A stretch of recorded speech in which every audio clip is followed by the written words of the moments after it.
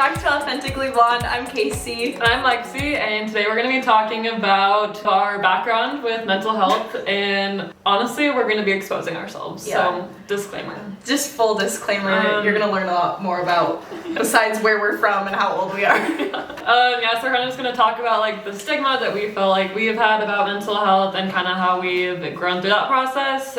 Yeah, just going to talk about a lot of things. It's going to be kind of brief overview of everything. It's going to seem like a lot, but like it's going to be brief. It's brief, and we're gonna be vague on a lot of things because there are certain things like relationships, breakups, body image, counseling, like all sorts of things. All sorts of things that we're gonna have full episodes on. So don't think worry. we're just skimming over it. And I know you were worried that we were not gonna get in detail, but don't. Don't do it. So you might be wondering, these two girls seem like they have it all together. Or you might not be thinking that. Like you very well, they very you well might. You actually probably are. So let's kick it off. Casey, do you want to kind of take us through your mental health journey? journey? Just take us through your journey. So I have always been kind of aware of mental health, specifically anxiety, because my mom has dealt with that throughout her life. And so I kind of had an understanding of it. And I started to notice it myself when I was pretty young. But I have experienced social anxiety for basically my whole life. Like, don't we all? But it's hard because for a lot of people that know me, like I'm a social butterfly. I love to be around people. But I've always been super anxious when I'm in groups that I don't really know everybody, or it's just a large group. I get anxiety and I feel crazy about that sometimes. And I come from a super great family. I have two brothers who I love so much, and they're both very talented at everything they do. And I think that kind of just added to the anxiety because I felt like there was some standard I had to meet, or a mold I had to kind of fit in. I also went to a really small high school, and everyone kind of knew everyone, and I don't know, everyone just kind of knows like your family, and everyone dates each other. We'll get into that. Everyone kind of dates each other, and it's just everyone knows everything. And so there was just this mold that I felt like I had to fit into, and I think that really like spurred on my anxiety. Okay, so getting right into it. I had my first anxiety attack when I was sophomore year of high school, and I remember it was like we were eating lunch at school, and we called it the lounge, but it's like a cafeteria area where everyone sits, and I was with all my friends. Like I was friends with everybody there, but there was just so much going on. I don't know, I was just panicking, okay? I had social anxiety. And so I remember just slowly like it welling up inside me a little bit and getting really anxious, even though I'm just with my friends eating lunch. And I ended up having to go to my car and for like a few hours, and I was just sobbing and shaking and freaking out because I've never had. Do you feel like you knew that was an anxiety attack? I'm not sure what I thought it was. I was just kind of freaking out, and I was worried to come back to school because people were like, "Where'd you go?" And I felt like if I told them that I was just sitting in my car crying, they'd be like, "You're so dramatic." And that kind of adds to the stigma of mental health. Like that was an anxiety attack, and that's a real thing. Like, and it's not fun to admit to someone. Yeah, and it's not fun to admit to someone, and I think that's something that should be easier to talk about. And then I had another pretty significant anxiety meltdown during volleyball season my junior year, I think, where I woke up one morning and I could not move my neck. Like I couldn't turn and I couldn't move my back. I was in so much pain and I had no idea what was going on. Gone to the doctor because I was like, something is wrong with me because I can't move my neck. I literally cannot turn. And the doctor actually told me that it was my anxiety had actually like manifested in my body to make me so tense that I couldn't move. And I was like, what? I had no idea anxiety You're could like, do. I'm calling BS. I was like, this can't be true, but it was. So they prescribed me a massage. That's the best prescription, I think. That helped a lot. Then when I came back to practice later that day because I was all loose and can move my head again. And my teammates were like, what happened? Because I was texting them, friends with them, you know. And I told them like, oh, I just had like a tweak in my neck. Again, afraid to admit that I had such bad anxiety that my body actually reacted. So then, kind of fast forwarding to my first year of college, I kind of slipped into some depression and isolation and loneliness just because of a variety of different things. But at the time I had a long distance boyfriend. And I think that kind of added a whole new layer of, like, there were things that weren't helping, and the relationship was kind of on the rocks a little bit, and a hard It was a time. hard year. And going to college, like, in itself is just such a big transformation, I Yeah. think. Like, Oh, yeah. So my first year of college was sad. That's how I Sad was. girl vibes. Sad, big sad girl vibes. So I ended up transferring, and I was so excited, and I had a great year, but I started to experience anxiety and mental health in kind of a different way, where it was more, the anxiety kind of changed to be more of like panics. And so this would happen like at least once a week. I would wake up and I'd be asleep and then wake up in the morning with my heart was racing, and the first things in my head were, I need to break up with my boyfriend, I need to move to Australia, and I need to run 15 miles. Like, I just have to go. How do I get that motivation to Okay, like, just go yeah. run 15 miles? Like, I've never felt that in my whole life. Like, yeah, I want to say same, but this was terrible because I would wake up and be like, I'd feel guilty about everything I have ever done in my life. And it was just the weirdest thing, and I would wake up panicking. And so that's kind of when I started getting prescribed anxiety medication. That helped a lot. I don't really like taking it because it's just a lot. I don't know, it's just scary, but it helps. But it was also hard to start taking that because there were some people in my life that were close to me at the time that kind of were telling me to just, maybe I should try to pray off my anxiety, or maybe I should. Now, wouldn't that be easier?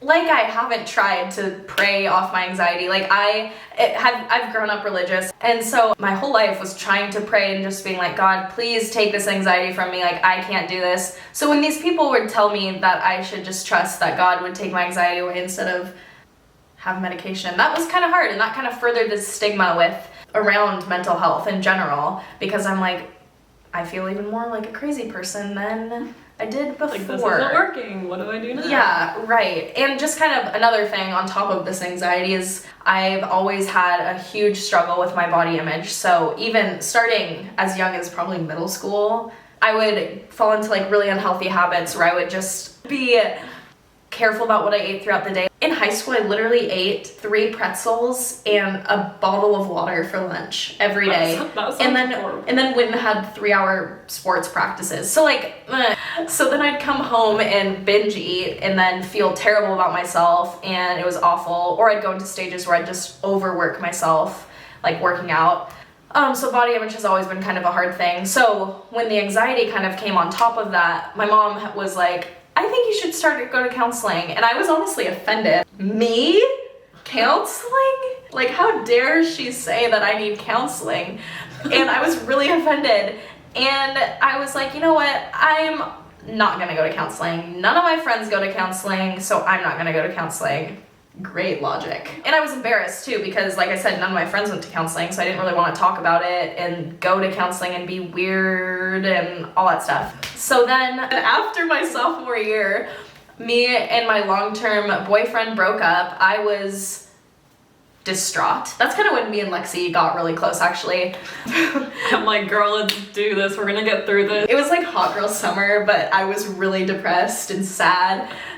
But we can talk more about breakups later. And so that's when I finally was like, fine, Mom, I'll go to counseling. Nothing else has worked. I've tried everything. My anxiety was... Like, what else can I do at this What else point? can I do? Like, my anxiety is through the roof, and everything was crazy.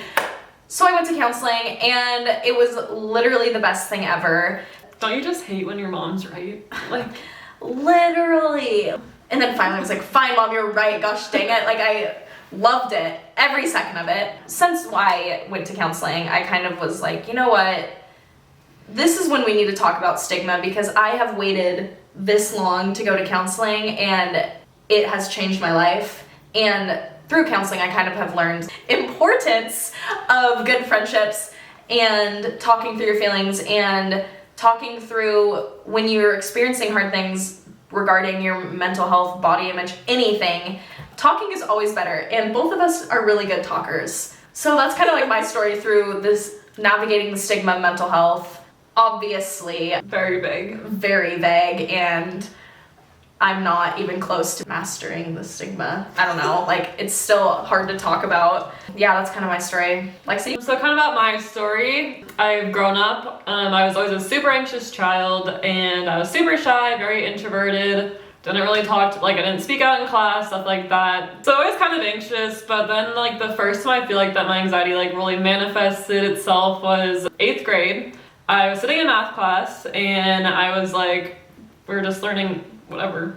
Math. Parentheses. What is that? Do you learn algebra? I don't know. I don't know. I just remember feeling like I can't breathe. Like my heart is racing so fast. I'm dying. Like 5 seconds Like- from death, probably. So like I drop everything, middle of the lecture, like sprint down the hallway to the nurse's Did you office. literally just like get up? And go. Like, yeah, running. So I get to the nurse's office and I'm like, I can't breathe, like I'm dying, like what do I do? And she's like, okay, calm down. What's wrong? I'm like, my heart's pounding, like, and so she's like, honey, I think you're having a panic attack. You need to calm down. And I'm like, I'm not having a panic attack. Something's wrong with ambulance needs to relax. come. Yeah. And so she's like, we're gonna just need you to calm down, it's gonna be okay. Don't you love when people say relax, I'm calm like, down? oh, thanks, I didn't know. Oh, right, now I'm calm. Thank you. Full disclaimer, this is really gross and I'm just gonna share it because this is about being authentic, right? She's like, this is what I need you to do. She's like, you're gonna need to go to the bathroom and like sit on the toilet and try to poop. And I'm like, And you're in 8th grade, I'm horrified. like, oh my god, I'm dying. This woman wants me to like go try to poop. Like, oh. She's like, it'll slow down your heart rate. And I'm like, totally. But like, I would, if I get having a panic attack, that's not what I'm gonna do. Like, yeah, so whatever. I calmed down eventually. And she's like, you're fine to go back to class now. And I'm like, can my mom just come pick me up? No. I go back to class and everyone's looking at me. Everyone's like, who's here? My friends were like, oh my gosh, what happened? You just ran out of the classroom. And me, like, so horrified about what just happened, I'm like, of course I'm gonna lie. And so I'm like, I was having an allergic reaction to the apples I ate at lunch. Because that's a lot better than saying I had a panic attack. So that was like my first panic attack experience, and so my parents have always been really good at talking to me and my 2 younger sisters about mental health issues, and there's a lot of my family members who do deal with mental health stuff, so it's always been talked about, and it's not like they have manifested any weird stigma about it, and they've been really awesome about it. I think that my stigma came personally just from like not being able to relate to any of my friends. I'm like, none of my friends have anxiety, like why am I this weird person? You're so lucky. Yeah, I'm like, it's not really talked about that well in schools. In health class, I feel like it's more focused on like physical health. How are you being healthy? Are you exercising? Are you eating the right foods? But it's not like, are you taking time for yourself and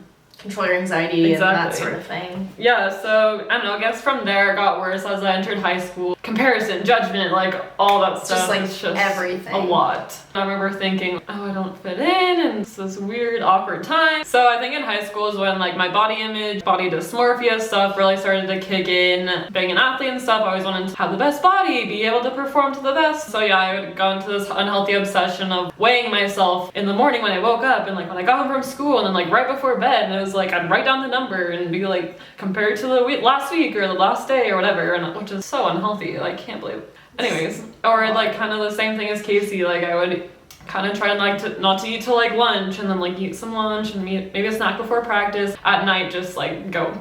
Yeah, so my anxiety just kind of started to get worse from there, and so my mom was like, I think it'd be really good for you to try to talk to a counselor. Again, I'm like, that's Mama. really rude that you would even how say dare that to me. she? Yeah, I was like anti-counseling. Only crazy people go to, like that's what I told myself. Yeah. Crazy people go to counseling, and I'm like, I don't think I'm crazy. I think I'm People just that need kind help. of, I don't know, it just kind of got worse. So I was like, fine, mom, just stop nagging. Sorry, mom, I love you. But I was like, okay, I'll go. So I go to this, like, I don't even know. It was weird. I go to this one counselor, and what I've learned from counseling is like, it's like dating someone. You gotta like have the right fit, you know, like. It really is dating. It is. I'm like, this person is asking me all sorts of personal questions. I've never met her, and she Like, thinks who we're gonna be is best friends. this Like, girl. I'm like, yeah, I'm gonna spill my whole life to you. No. And so I was like, I just remember leaving that place feeling like that was horrible, and I will never go to counseling ever again. That was too up in my face. Like being introverted, I was like, step back. So I didn't go to counseling the rest of high school. Anxiety didn't really get better. But I feel like when I went to college, it was like a fresh start, new friends, new place, new team. Everything seemed to be getting a little bit better until Oh, so we thought. week 3 of college volleyball. I tore my ACL and was out the entire season, the whole year. So yeah, I just feel like that gave me like a really big loss sense of control, which like I'm a control freak and that just didn't help. So I started to have panic attacks weekly. I was like in this spiraling, like I was also doing long distance, and it was just like a combination of things that was not helping me. Then sophomore year, I was, hey, new year. And then little did I know that it was gonna be like the worst that my anxiety has ever been. So I've been cleared to play volleyball like the day before training camp. So like imagine not going from playing any volleyball to playing volleyball for 5 hours a day. And Training it's just camp, the most and it's like excruciating. it is a grind already if mentally you're healthy. exhausting. Yeah, bro. Okay. And so people like throughout that process were like, oh, you're gonna come back so much stronger. And I'm like, confident. yeah, totally right. And then I'm like, that is not how I'm feeling. Like I feel very weak, especially mentally. Like I am not mentally prepared to play college volleyball right now. My anxiety kind of manifested itself that way, and I'd get panic attacks so bad that I like would skip class and I would not want to go to practice, which is kind of not an option. But then I just found myself like not being truthful as to why I was doing those things. I would be like, oh, I don't feel well, which like I didn't, but like people probably assumed I was physically, not mentally. And then as being an athlete, I was like, I do not want to appear like that I'm a weak person to others. Like I'm supposed to be at my strongest, at my best. But yeah, so I was like, hey, this is kind of rock bottom. And so I'm like, okay, I'll go to counseling again, whatever. I went to a different counselor, and again, I just didn't feel like it was the right match. I think every counselor has different methods of treating their patients, and so I was like, this one's not working. And like she was cool. She's like, if this isn't working, like I want to know, like you have to find the right fit, which was I thought was cool. And so I was like, that's not working either. And like my anxiety was so bad that I was like, I don't know what else to do. So my mom's like, let's go to a psychiatrist. And that word like triggered something in me that was like, absolutely not. But once I went to a psychiatrist, I was diagnosed with general anxiety disorder. That explained a lot, like not shocking. You're like, oh. Yeah. So he was like, let's try some medication. And I was like, no. You're like, meds? No. Like I'm the person to like not really take stuff unless I like absolutely need it. So I was like, okay, I guess I absolutely need it. But that was also hard because I was dating someone at the time who kind of had a negative influence in that aspect. Was like, these anxiety medications are gonna like change who you are. And I'm kind of like, well, that's the point. With medication stuff, it's just all about finding the right dose and what type works for you. Like I took one initially, had the opposite effect, made me super depressed, and I was like, that's not like you're either anxious or depressed. You gotta pick. You gotta pick. Like that. You can't have neither. You have to have one or the other. So once I kind of was going through that process, boom. Bad breakup, horrible, so that kind of made me just spiral even more. And so it was just like that summer after was just a lot about self-care, I guess. Junior year, finally was feeling like I was finding like the right people that I could talk to about stuff, which is super helpful. They let me know that I wasn't alone and that everyone's going through hard things. When I met Casey, so that year was kind of on the come up. We're like slowly crawling back. But yeah, and then senior year, I was able to find like a counselor that I really liked, and our team started doing like sports psychologist stuff, and just kind of helped our mental game a lot, because a lot of us struggle with anxiety in games, practice, just overall. Yeah, like we said, this was just kind of a brief glimpse as to what our journey has been like. We were kind of vague about some big things like breakups, relationships, body image, maybe body dysmorphia, like those sort of things. And we will definitely go into that in more detail in different episodes because we think it's really important and we want to dedicate more time to that. If you have any questions about either one of our experiences, or you heard something you want to learn more about or talk more about, make sure to comment those below or DM us, I guess, on our personal account or on our Authentically Blonde account. We're excited for more episodes to come, so yeah, make sure to like and subscribe and comment or whatever. Okay, Thanks. bye.